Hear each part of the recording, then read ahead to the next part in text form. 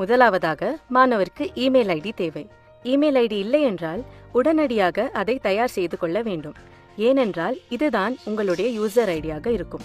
இதன் மூலமாகத்தான் TNEA-வின் செயல்முறைகள் உங்களுக்கு தெரிய வரும். இரண்டாவதாக மொபைல் நம்பர். உங்களுடையது அல்லது உங்களுடைய பெற்றோர்களுடைய நம்பரை பதிவு செய்யலாம். SMS வருவதற்கும் ரெஜிஸ்ட்ரேஷன் OTP வருவதற்கும் இந்த பதிவு முக்கியமானது. மூன்றாவதாக ரெஜிஸ்ட்ரேஷன் ஃபீ பேமெண்ட். ஆன்லைன் அல்லது DD மூலமாக TFC சென்டருக்கு சென்று பணம் செலுத்தலாம்.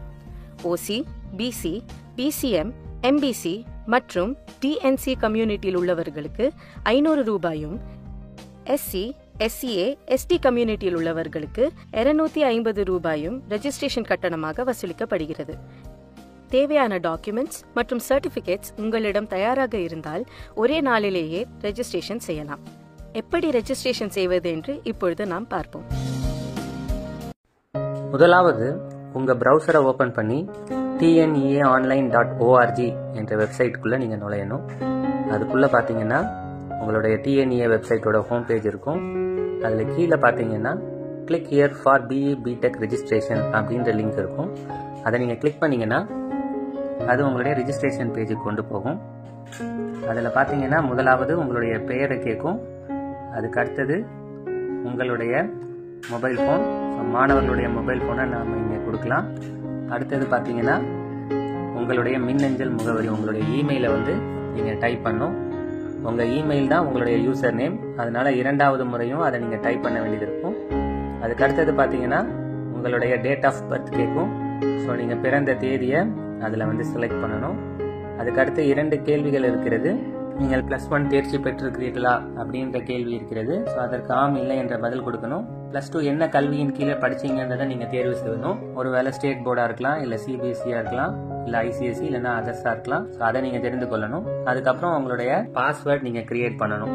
ஸோ பாஸ்வேர்டுக்கு பார்த்தீங்கன்னா ஒரு ஆல்பபெட், ஒரு ஸ்பெஷல் கேரக்டர், ஒரு நம்பர் கட்டாயம் இருக்கணும். மினிமம் 6 கேரக்டர்ஸ் இருக்கணும். இதை வச்சு நீங்கள் உங்களுடைய பாஸ்வேர்டை கிரியேட் பண்ணணும். அதை கிரியேட் பண்ணிட்டீங்கன்னா அடுத்து கன்ஃபார்ம் பாஸ்வேர்ட் கொடுத்து சேவ் கொடுத்தீங்கன்னா எல்லா டீட்டெயில்ஸும் கரெக்டாக எழுதியிருக்கிறீங்களான்னு கேட்கும். அது எழுதியிருந்தீங்கன்னா நீங்கள் எஸ் கொடுத்தீங்கன்னா அடுத்த பேஜுக்கு போகும். ஒருவேளை எதையாவது மாற்ற வேண்டும் அப்படின்னு நினச்சிங்கன்னா எல்லா தகவல்களும் சரியாக இருக்கும் பட்சத்தில் எஸ் கொடுத்தீங்கன்னா உங்களுடைய ஃபோன் நம்பர் மற்றும் இமெயிலுக்கு ஒரு 6 இலக்க OTP வந்திருக்கும். அதை நீங்கள் என்டர் பண்ணி சப்மிட் கொடுத்தீங்கன்னா ரெஜிஸ்ட்ரேஷன் கம்ப்ளீட் ஆகி லாகின் பேஜுக்கு வரும். அதில் ரெஜிஸ்ட்ரேஷன் அப்போ கொடுத்த யூசர் நேம் பாஸ்வேர்ட் கொடுத்து லாகின் கொடுத்தீங்கன்னா உங்களுடைய ஹோம் பேஜுக்கு வரும். இதில் தான் உங்களுடைய டீட்டெயில்ஸை நீங்கள் என்டர் பண்ணணும். முதலாவதாக பர்சனல் இன்ஃபர்மேஷனை நீங்கள் என்டர் பண்ணணும். அதில் பார்த்தீங்கன்னா நேம், டேட் ஆஃப் பர்த் எல்லாம் லாக்டாக இருக்கும். ஏன்னா ரெஜிஸ்ட்ரேஷன் அப்போவே அந்த டீட்டெயில்ஸ் கொடுத்துருப்பீங்க. ஸோ முதல்ல உங்களுடைய ஆதார் நம்பரை நீங்கள் கொடுக்கணும். அது ஆப்ஷனலாக தான் இருக்குது. டேட் ஆஃப் பர்த் லாக்டில் இருக்குது. தொடர்பு முகவரியை நீங்கள் வந்து என்டர் பண்ணணும். அதுக்கு அடுத்தது பார்த்தீங்கன்னா நிரந்தர முகவரி. ஸோ தொடர்பு முகவரியும் நிரந்தர முகவரியும் ஒன்றா இருந்துச்சுன்னா சேம் as கம்யூனிகேஷன் அட்ரஸ் அப்படின்றத டிக் பண்ணிங்கன்னா அது ரெண்டுமே என்டர் ஆயிரும். அதுக்கு அடுத்து பார்த்தீங்கன்னா நீங்கள் இருக்கிற மாநிலம், உங்களுடைய மாவட்டம், நீங்கள் இருக்கிற தாலுகா, அடுத்து உங்களுடைய பின்கோடை நீங்கள் கொடுக்கணும். அதுக்கு அடுத்து பார்த்தீங்கன்னா நீங்கள் இருக்கிற சொந்த மாவட்டம் என்னன்றதை கொடுக்கணும். அதுக்கடுத்து பார்த்தீங்கன்னா நீங்கள் இருக்கிற இடத்தோடைய குடிமை நிறைய நீங்கள் வந்து செலக்ட் பண்ணணும். அடுத்து உங்களுடைய ஜெண்டர், அடுத்து உங்களுடைய தாய்மொழி என்ன என்பதை நீங்கள் தெரிவு செய்யணும். அடுத்து உங்களுடைய குடியுரிமை இந்தியரா ஸ்ரீலங்கன் ரெஃப்யூஜியான்றதை நீங்கள் செலக்ட் பண்ணணும். பார்த்தீங்கன்னா உங்களுடைய நேட்டிவிட்டி தமிழகத்தை சேர்ந்தவரா இல்லை பிற மாநிலத்தை சேர்ந்தவரான்றதை நீங்கள் கொடுக்கணும். அதுக்கடுத்து பார்த்தீங்கன்னா உங்களுடைய மதத்தை நீங்கள் தெரிவு செய்யணும். அதுக்கடுத்து நீங்கள் என்ன கம்யூனிட்டியை சேர்ந்தீங்க, OC, BC, MBC, DNC அந்த மாதிரி இதை செலக்ட் பண்ணணும். அதுக்கு அடுத்தது பார்த்தீங்கன்னா உங்களுடைய கேஸ்ட் என்னன்றதை நீங்கள் வந்து தெரிவு செய்யணும். அதை தொடர்ந்து உங்களுடைய ஜாதி சான்றிதழ் எண்ணை வந்து நீங்கள் வந்து ஃபில் பண்ணணும். உங்களுடைய தந்தையின் பெயர் மற்றும் தாயின் பெயரை வந்து இன்புட்டாக கொடுக்கணும். உங்களுடைய பேரண்ட்ஸ் இல்லைன்னா கார்டியனோட செல்ஃபோன் நம்பரை வந்து நீங்கள் கொடுக்கணும். ஸோ எல்லாத்தையும் கொடுத்துட்டிங்கன்னா சரியாக இருக்கும் பட்சத்தில் சேவ் அண்ட் கண்டினியூன்னு கொடுத்தீங்கன்னா அடுத்த தகவலுக்கான பக்கத்துக்கு போகும். அது என்னென்னா சிறப்பு ஒதுக்கீடு தகவல். ஒருவேளை நீங்கள் ஸ்போர்ட்ஸில் சிறந்த விளையாடுறவங்களா இருந்தீங்கன்னா அதுக்கான இடஒதுக்கீடின் படி நீங்கள் அப்ளை பண்ணுறதுக்கு முயற்சி பண்ணலாம். அதே மாதிரி முன்னாள் இராணுவ வீரர் உடைய பிள்ளைங்களாக இருந்தீங்கன்னா அதுக்கான ஸ்பெஷல் ரிசர்வேஷன் படி கேட்கணும்னா கொடுக்கலாம். அதே போல் டிஃப்ரெண்ட்லி ஏபிளாக இருந்தீங்கன்னா அதுக்கானதை கொடுக்கலாம். ஸோ டிஃப்ரெண்ட்லி ஏபிள் கொடுத்தீங்கன்னா அதுக்கான டீட்டெயில்ஸ் வந்து கேட்கும்.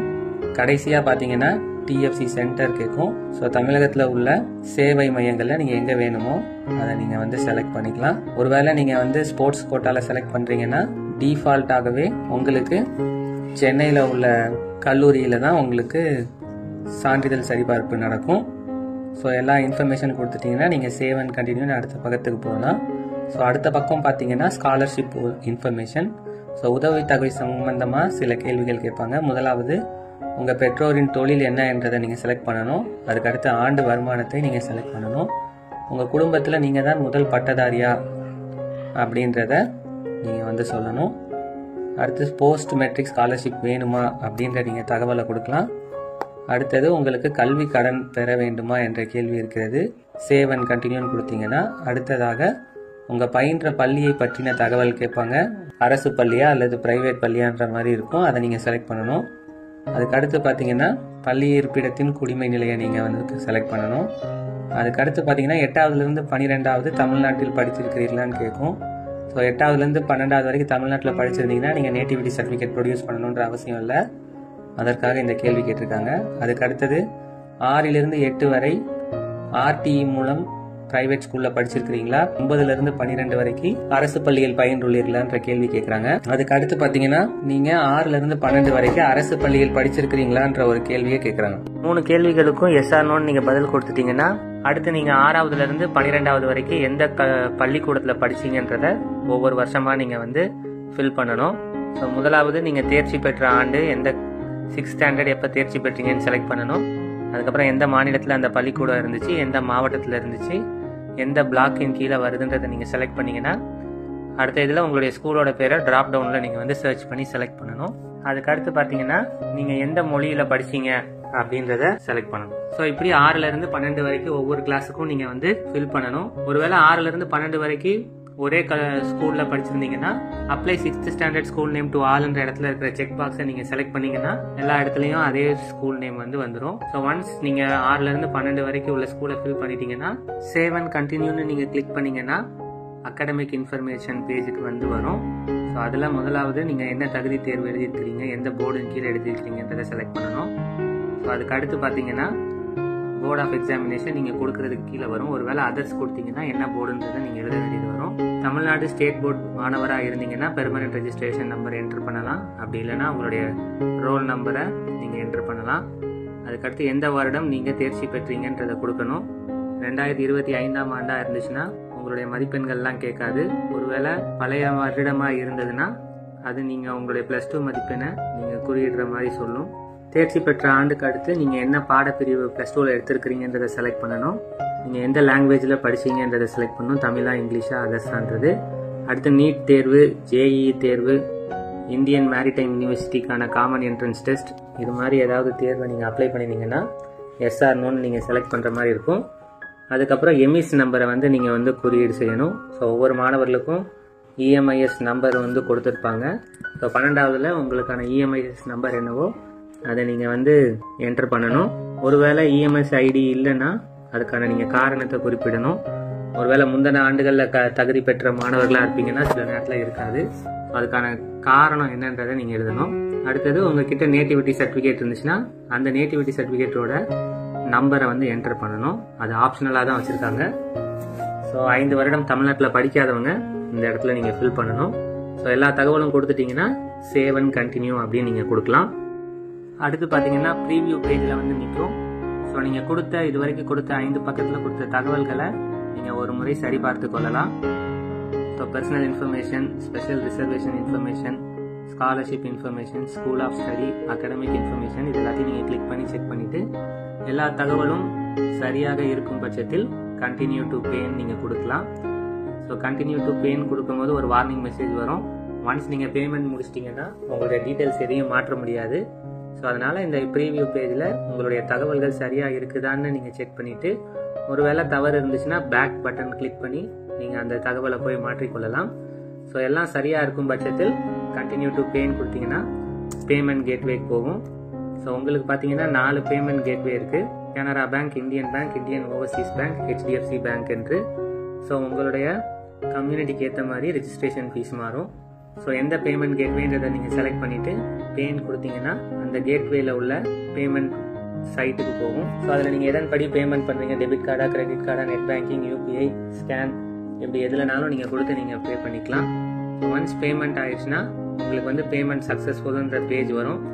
ஸோ அந்த பேஜ் சக்ஸஸ்ஃபுல் ஆயிடுச்சுன்னா உங்கள் டிஎன்இஏ வெப்சைட்டில் நீங்கள் லாகின் பண்ணி பார்க்கும்போது ஜென்ரேட் ரிப்போர்ட் அப்படின்ற ஆப்ஷன் வந்து எனேபிள் ஆகிருக்கும். ஸோ அதில் டவுன்லோட் நவ் அப்படின்ற பட்டன் இருக்கும்.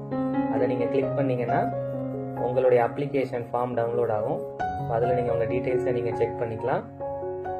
ஸோ இதுதான் உங்களுடைய ரெஜிஸ்ட்ரேஷன் ப்ராசஸ்.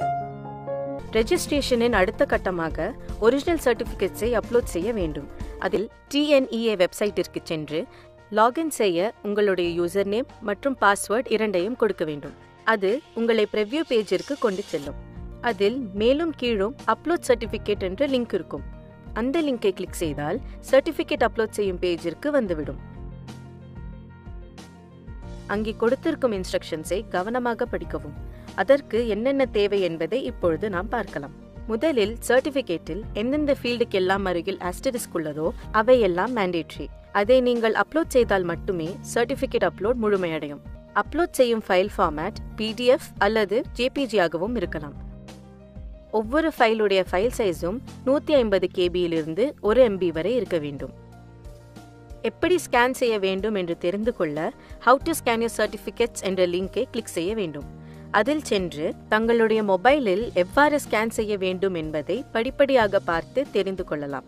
அப்படி ஸ்கேன் செய்த ஃபைல்களை ஒரு ஃபோல்டரில் அந்தந்த சர்டிஃபிகேட் பேரில் சேவ் செய்து வைத்துக் கொள்ளவும்.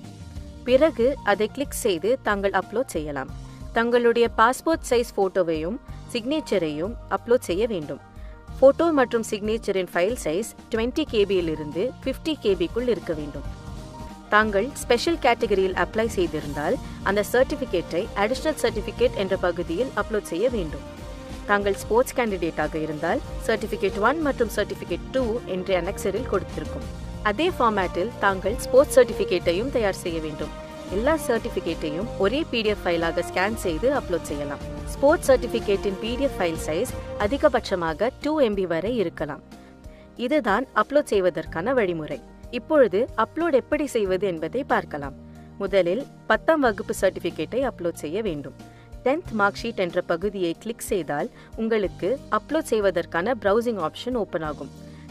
தங்களுக்கு தேவையான ஃபைலை செலக்ட் செய்து ஓப்பன் என்று கிளிக் செய்தால் அந்த ஃபைல் அப்லோட் ஆகிவிடும். அதே ஃபைல் தான் அப்லோட் ஆகி இருக்கிறதா என்று ப்ரிவ்யூவை பார்த்து தெரிந்து கொண்டு அடுத்த ஃபைலை அப்லோட் செய்யலாம். ஒருவேளை தவறான ஃபைலை அப்லோட் செய்திருந்தால் அங்கு உள்ள delete என்ற ஆப்ஷனை கிளிக் செய்து அந்த ஃபைலை விலக்கிவிடலாம். இல்லை என்றால் அப்லோட் என்ற பகுதியை கிளிக் செய்து சரியான ஃபைலை அப்லோட் செய்யலாம். 10th மார்க் ஷீட் அப்லோட் செய்த பிறகு 11th மார்க் ஷீட்டை அப்லோட் செய்ய வேண்டும். அடுத்ததாக 12th மார்க் ஷீட், அதை முக்கியமாக அப்லோட் செய்ய வேண்டும்.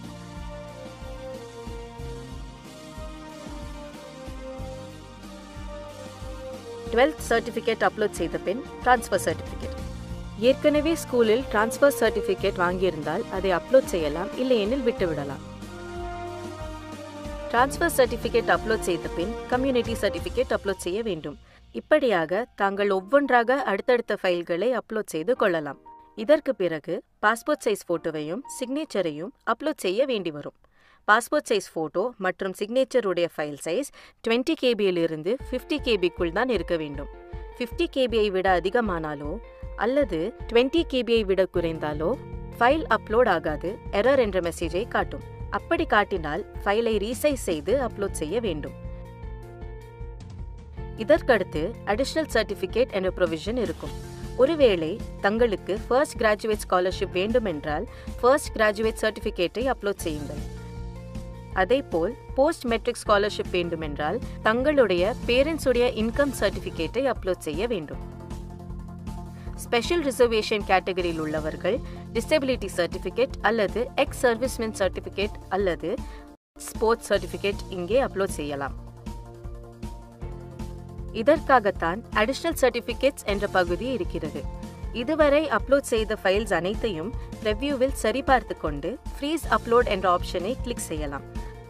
அப்லோடை ஃப்ரீஸ் செய்த பின் எல்லா ஃபைல்களையும் அப்லோட் செய்துவிட்டேன் என்ற டிக்ளரேஷன் ஃபார்மிற்கு கொண்டு செல்லும். அதை கன்ஃபார்ம் செய்த பிறகு தங்களுடைய சர்டிஃபிகேட் அப்லோடிங் ப்ராசஸ் நிறைவடையும்.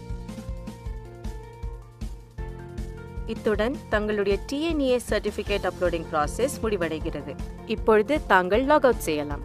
மேலும் அடுத்த அறிவிப்புகளை பின்வரும் வீடியோக்களில் தெரியப்படுத்துகிறோம்.